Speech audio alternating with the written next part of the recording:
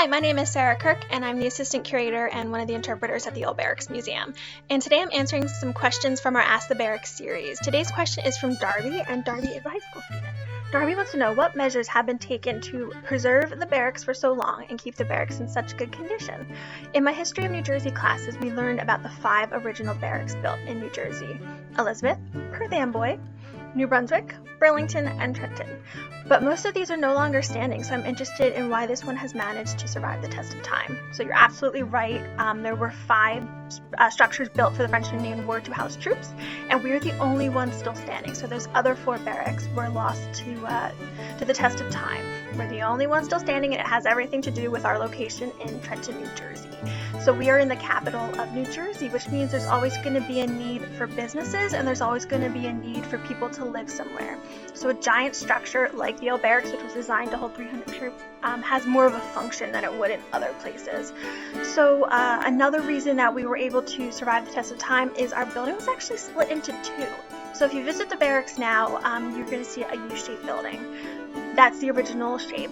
What happened is, in the late 18th century, New Jersey decides to build their Capitol building right behind the barracks. So if you visit the Old Barracks, you're going to see this big structure behind us with a golden dome. That's the Capitol building. And New Jersey wanted people to be able to ride directly up to the Capitol building, so they actually tore down a portion of the barrack structure to put a road right through us. So we went from that big U shape to 2 separate structures, and they were known as the North and South structures. So being 2 smaller structures made us more marketable. It's easier to sell a smaller space than a larger space. So different mayors of Trenton are living there. It also becomes a school. It becomes a brothel, so it is an establishment of ill repute for a little bit of time, and then it becomes a home for widows and single ladies. That is the history of the barracks during the 19th century. In the very late 19th century, the Old Barracks Association is formed, and these women form this group of affluent Trenton women who get money together to save the barracks. So there's some rumors going around that the building might be torn down, one of the structures might be torn down. So they get enough money to save one part of the barracks, and that's in 1902. They're able to buy one of the portions. Then in 1914, they're able to persuade New Jersey into buying the other part of the building. So now both sides are owned, one by the Old Barracks Association and one by the state of New Jersey. And the Old Barracks Association actually gives their portion of the building to New Jersey, with the agreement that New Jersey will preserve the building and reattach both sides. So we are then put back into that original U shape during our first reconstruction.